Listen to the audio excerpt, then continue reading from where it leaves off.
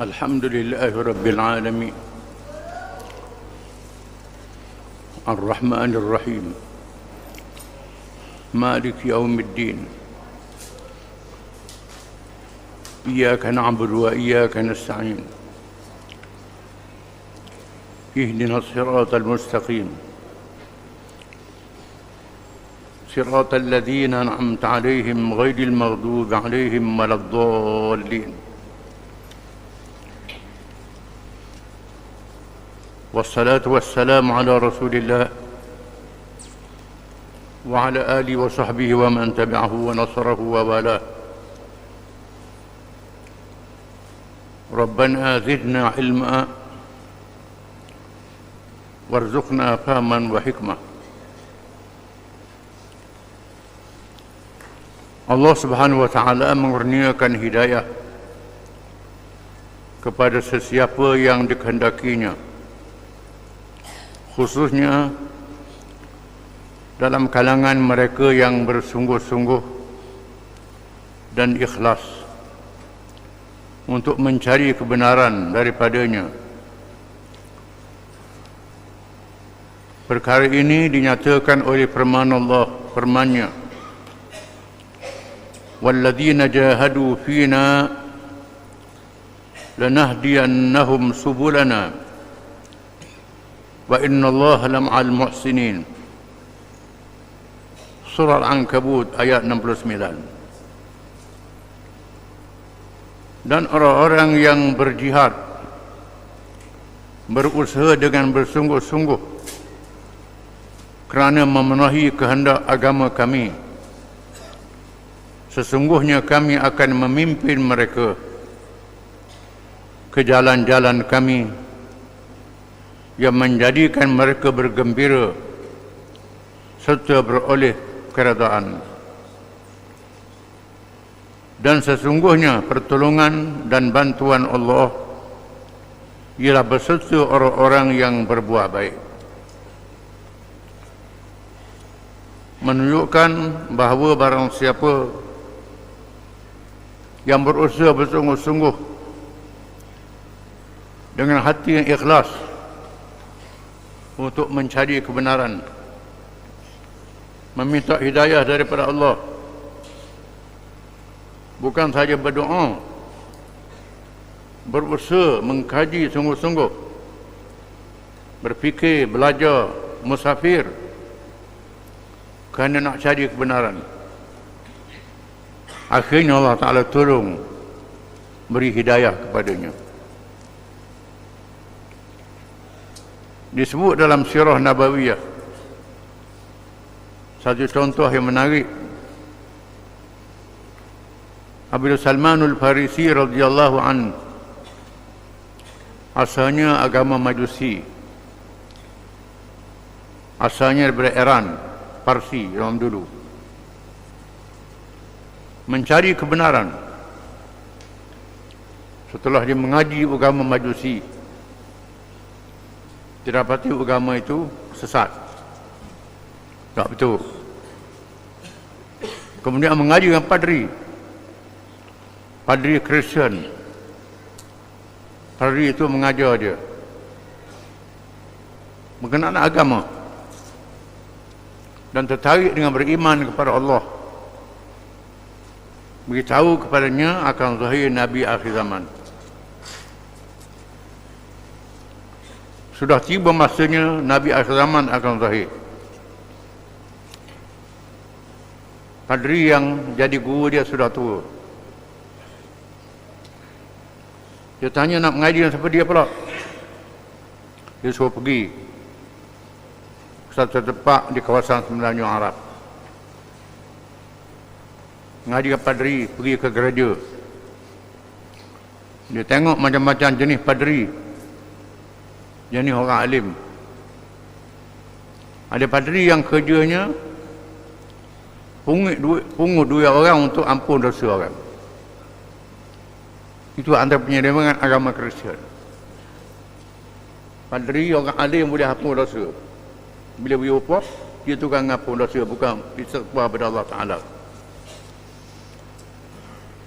Dia lihat, tak sedap. Jumpa yang dari sungguh-sungguh.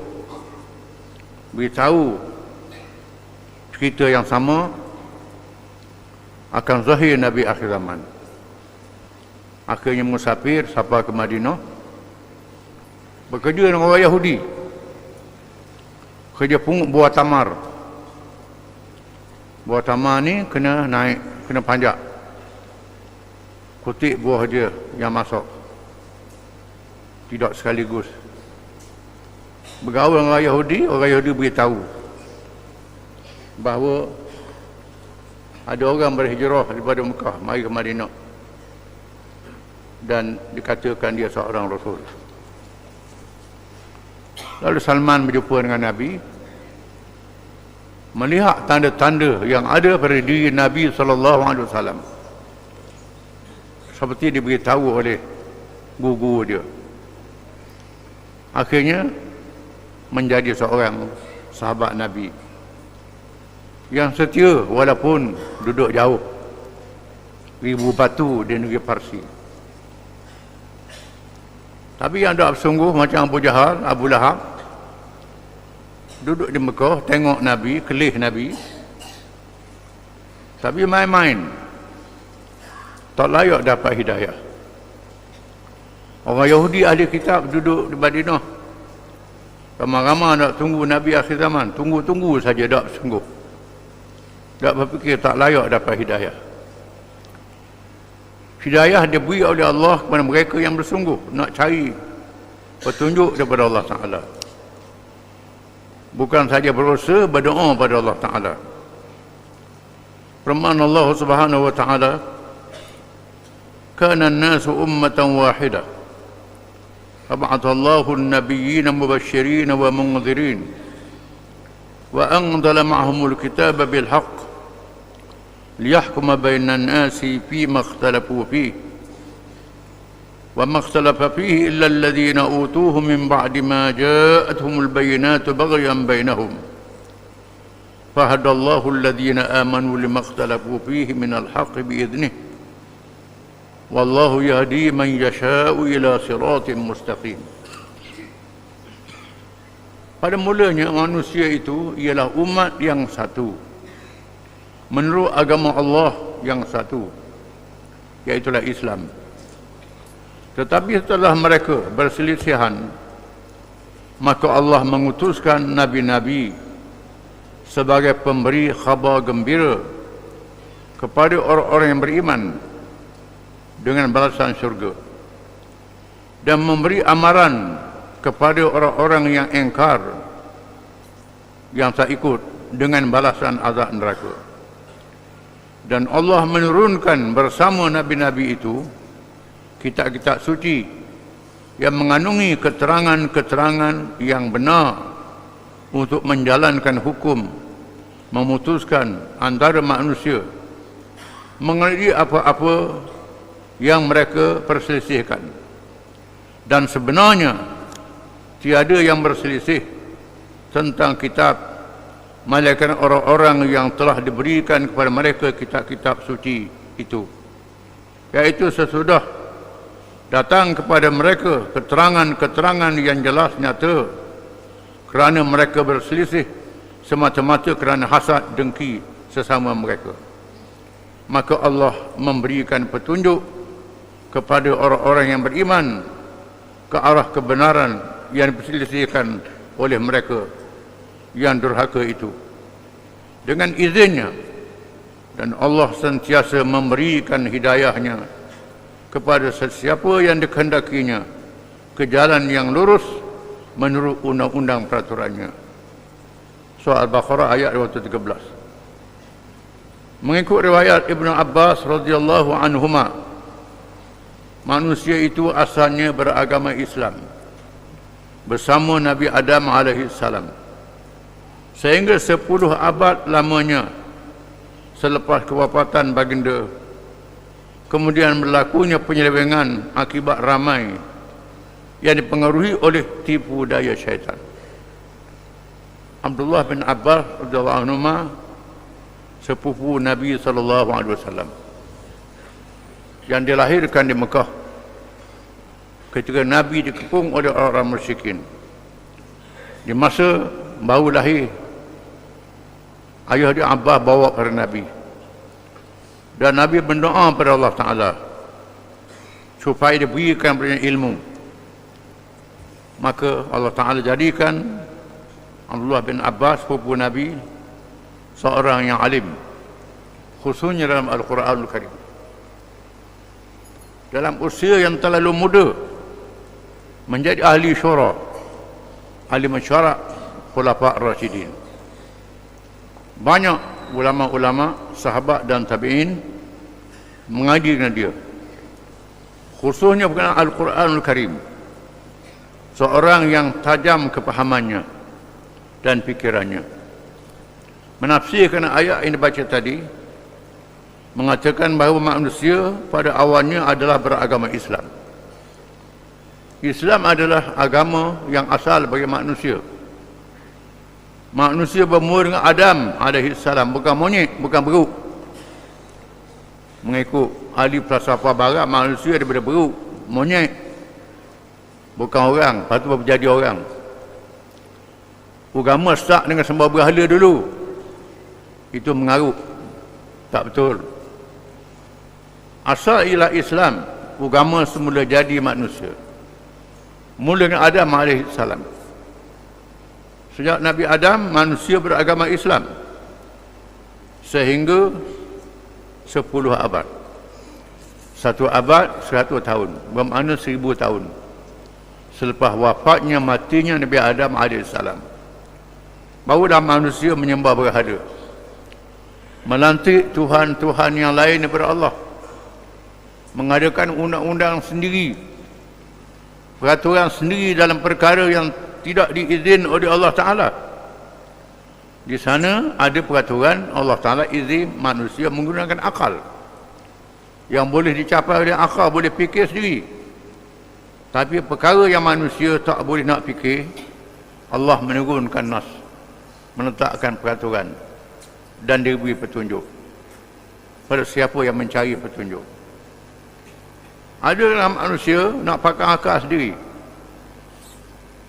sombong, bahasa cerdik sangat, bijak sangat, lalu dipedaya oleh syaitan, syaitan tipu, maka berlaku kesesatan dalam kehidupan manusia.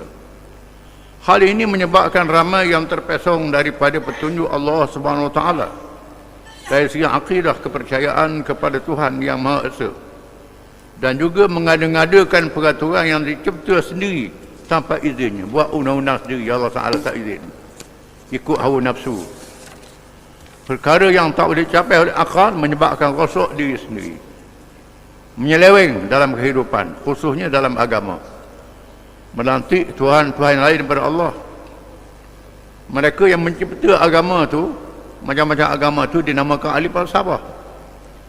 Bila tak dapat hidayah, jadi bodoh, pergi reka supaya manusia sembah batu, sembah kayu, sembah binatang, sembah macam-macam.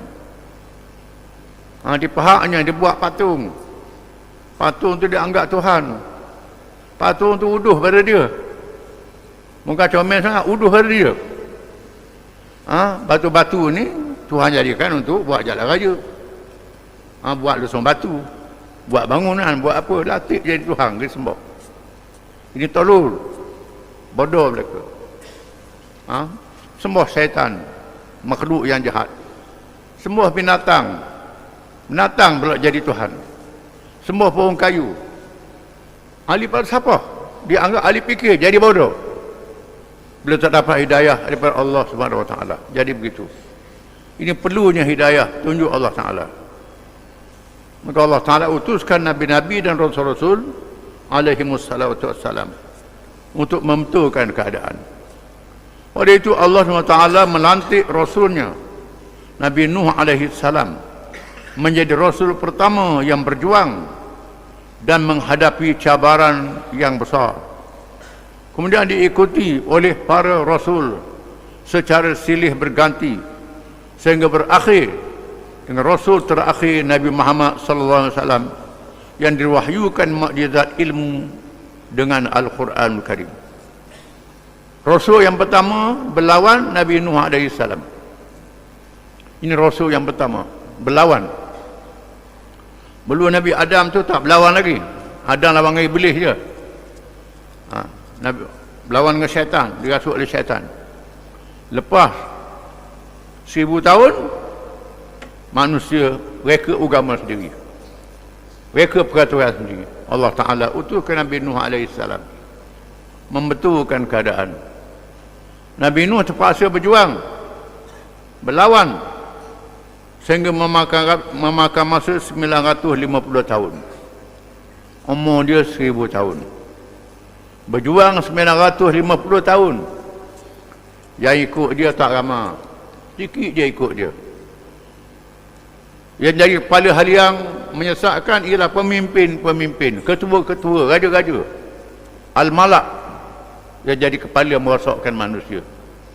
Nabi Nuh terpaksa berlawan dengan al-malak, raja-raja, pemimpin. Begitulah Nabi-Nabi berlawan dengan ketua-ketua, raja-raja, pemimpin ni. Kerana mereka ni ikut hawa nafsu, ikut akal, berkuasa pula. Bila berkuasa tak berlalilah peraturan Allah ke dia je,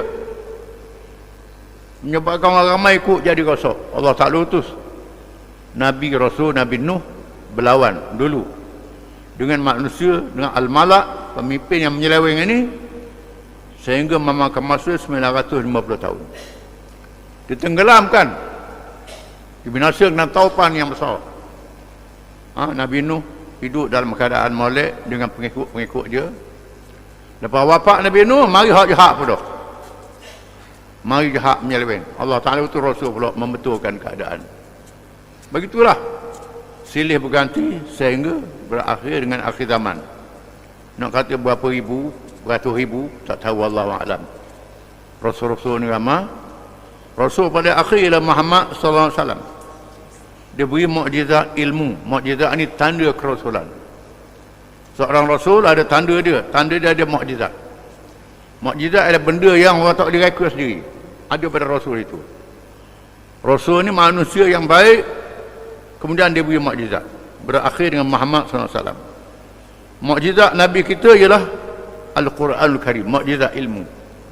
Tak boleh lawan ilmu Al-Quranul Karim. Semua ilmu ditunjuk oleh Quran. Kalau ada ilmu tu bercanggah dengan Quran, ilmu tu salah. Ilmu tak betul.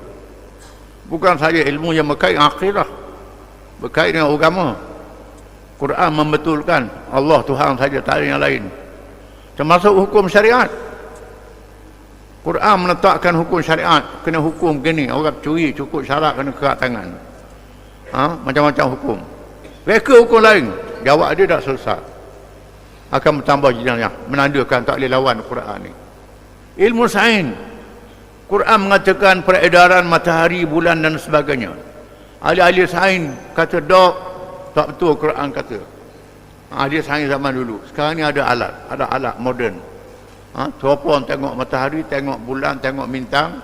Betul macam Quran kata. Nabi Muhammad mengaji mana? Ilmu sains. Quran beritahu. Banyak ahli-ahli sains yang baca Quran, tengok kajian dia, masuk Islam. Termasuklah benda yang diharamkan, daging babi haram, berzina haram, mesti membawa mudarat, merosakkan manusia. Bila kaji-kaji, ya sungguh Quran katanya betul. Ini Quran mukjizat, tak boleh lawan dalam semua perkara. Bersama para rasul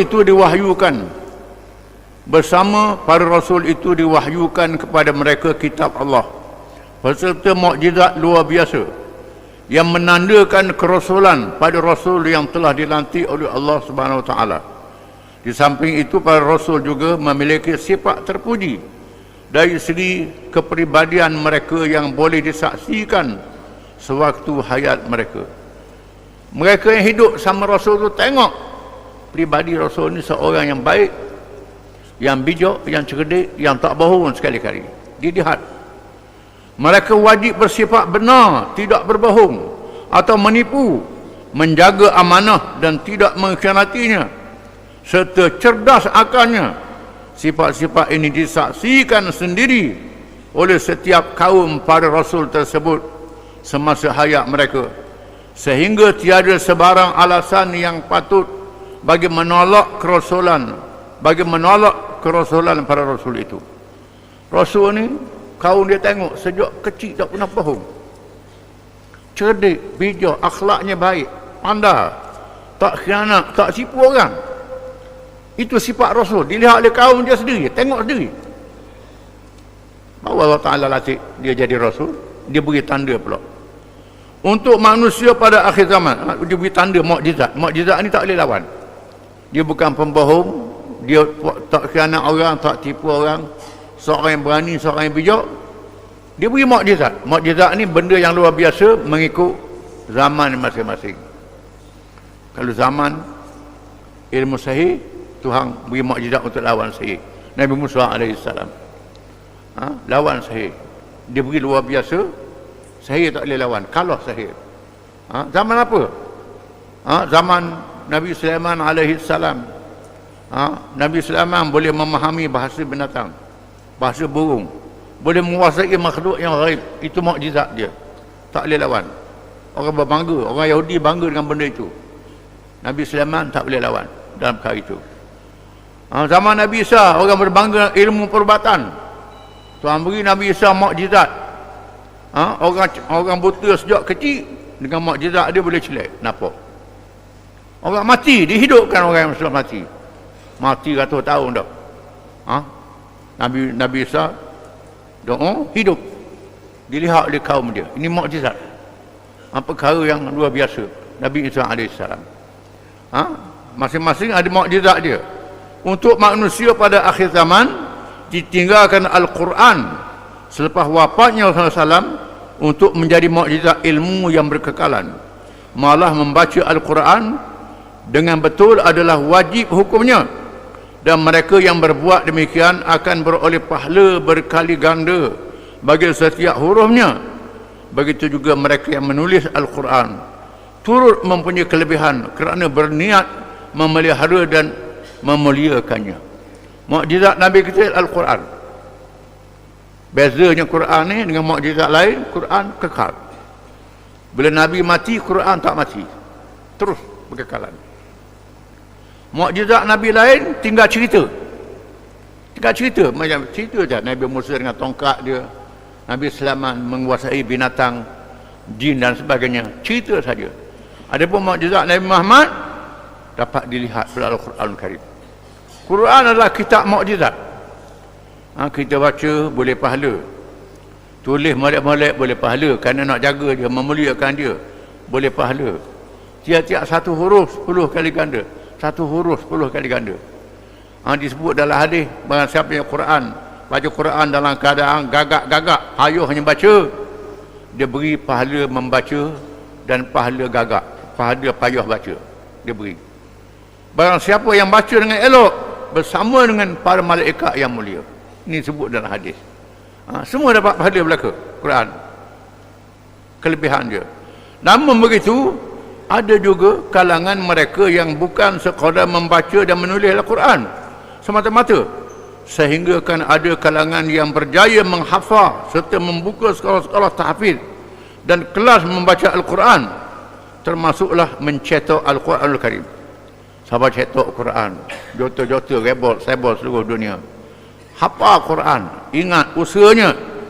Ingatlah bahawa menulis, membaca dengan baik dan menghafal Quran sahaja tidak mencukupi. Baca saja tak cukup, tulis saja tak cukup. Hal ini demikian kerana Allah telah bersikap murka terhadap kaum Yahudi yang hanya membaca kitab Taurat, yang berzikir dengannya, tetapi mereka tidak beramal dengan petunjuk yang terkandung dalam kitab tersebut. Allah Ta'ala kata, "Dzalikal kitabu la raiba fihi hudal lil muttaqin."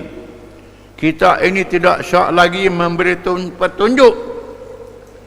petunjuk. Quran adalah petunjuk. Jadikan Quran sebagai petunjuk, bukan untuk baca saja. Kalau baca saja, hafal saja, berlagu saja, jaga tajwid saja, tapi tak jadikan petunjuk hidup kita. petunjuk hidup, petunjuk ibadat kita, petunjuk nikah kahwin kita, petunjuk berniaga kita, petunjuk politik kita, petunjuk ekonomi kita, petunjuk dalam semua cara hidup. Quran adalah petunjuk. Tiba-tiba tak jadi petunjuk, baca saja. Dalam bab undang-undang, pakai undang-undang hak karut-karut, undang-undang manusia reka, undang-undang England, undang-undang Perancis. Ekonomi, teori-teori yang direka oleh falsafah yang bukan Islam, orang kafir, tak pakai petunjuk Quran dalam bab ekonomi, dalam bab politik, pakai hukum akal, jadi macam orang Yahudi. Orang Yahudi, Tuhan beri kitab Taurat, tak beramal dengan Taurat. Perkara ini telah dijelaskan melalui firman-Nya, masalul ladzina hummilut Taurata thumma lam yahmiluha kamathalil himar yahmilu asfara bi'sa mathalul qaumil ladzina kadzdzabu biayatillah wallahu la yahdil qaumaz zalimin. Perumpamaan orang-orang Yahudi yang dipikulkan kepadanya, dipertanggungjawabkan dan ditugas melaksanakan hukumnya, Taurat, kitab suci dia, kemudian mereka tidak menyempurnakannya. Keadaan itu sama seperti keldai yang memikul kitab-kitab yang tebal sedang mereka tidak mengetahui kandungannya. Sungguh amatlah buruk perumpamaan kaum yang mendustakan ayat-ayat Allah itu. Dan ingatlah, Allah tidak memberikan petunjuk kepada kaum yang zalim. Allah SWT mereka pada Yahudi, al-maghdubi alaihim. Dalam doa Fatihah, ihdinas siratal mustaqim, siratal ladzina an'amta alaihim. Wahai Tuhan, tunjukkanlah kami jalan yang betul, jalan orang beri nikmat ke atas mereka. Ghairil maghdubi alaihim, bukannya jalan orang yang berkei ke atas mereka. Siapa dia? Yang Tuhan mereka orang Yahudi. Ada apa? Ada kitab Taurat tak ikut, baca saja, amal saja. Tiap-tiap malam satu baca kitab Taurat. Naya kita lah malam jemaah baca Yasin, baca Surah Al-Kahfi, baca Quran, baca betul tajwidnya, baca tulis molek-molek, tapi hukum hakam dia tak pakai. Petunjuk dia tak ikut. Tuhan kata orang Yahudi yang ada kitab Taurat tak beramal dengan Taurat macam kedai. Kedai yang bawa kitab atas belakang dia, tak tahu apa benda atas belakang. Orang ni tahu tapi tak beramal, teruk pada kedai lagi lah. Sangat buruk dan jelek perbandingan bagi golongan yang hanya sekadar menjadikan Al-Quran sebagai bacaan tanpa mengambil petunjuk daripadanya. Bahkan disebutkan pula bahawa umpan api neraka ialah hasil makanan bagi mereka yang mengetahui petunjuk dan hukum-hukum yang ada dalam Quran, tetapi menyembunyikan ilmu kerana kepentingan dunia seperti pangkat dan harta. Yang paling teruk lagi orang alim yang tahu mana Quran, erti mana Quran, tak beritahu ke orang, atau mengajar je, mengajar lepas tu senyap, tak suruh orang buat, tak usul orang buat, tak suruh perkara yang baik, tak mencegah kemungkaran. Tak macam Nabi-Nabi yang terima kitab. Nabi-Nabi yang terima kitab itu setelah baca kitab itu suruh orang buat. Nabi berjuang melawan mereka yang tak ikut kitab ini. Nabi-Nabi. Ada ulama-ulama yang tahu Quran, reti Quran, orang yang reti baca tu, dia bacalah, tapi tak beramal. Tu macam keldar, macam hemah, macam melatang. Orang ni pula hak reti, hak tahu, tapi sembunyikan ilmu, tak ajar pada orang, pilih-pilih je. Ajar sebagian, tak sebagian, ataupun pakai ranggut tepuh itu saja. Ini dilaknat, jadi umpan api neraka. Hal ini dinyatakan oleh firman Allah SWT, innal ladzina yaktumuna ma anzalallahu minal kitab wa yashtaruna bihi thamanan qalila ulaika ma ya'kuluna fi butunihim illa an-nar wa la yukallimullahu yawmal qiyamati yuzakkihim wa lahum 'adzabun alim ulaika ladzina tarawu ad-dalalata bil huda wal 'adzaba bil maghfirah fama asbarhum 'ala an-nar dzalika bi anna Allah nazzala al-kitaba bil haqq wa innal ladzina ikhtalafu fil kitabi la fi shiqaqin ba'id. Surah Al-Baqarah ayat 174-176. Sesungguhnya orang-orang yang menyembunyikan, meminda atau mengubah apa-apa keterangan Alkitab Al-Quran yang telah diturunkan oleh Allah dan membeli dengannya keuntungan dunia yang sedikit faedahnya, mereka itu tidak mengisi dalam perut mereka selain daripada api neraka, dan Allah tidak akan berkata-kata kepada mereka pada hari kiamat, dan dia tidak membersihkan mereka daripada dosa, dan mereka pula akan beroleh azab seksa yang tidak terperi sakitnya. Mereka itulah orang-orang yang membeli kesesatan dengan meninggalkan petunjuk agama Allah, dan membeli azab seksa neraka dengan meninggalkan keampunan Tuhan. Maka sungguh ajaib kesanggupan mereka menanggung seksa api neraka itu. Segala balasan yang buruk itu adalah dengan sebab Allah telah menurunkan kitab dengan mengandungi kebenaran, tetapi mereka berselisih padanya.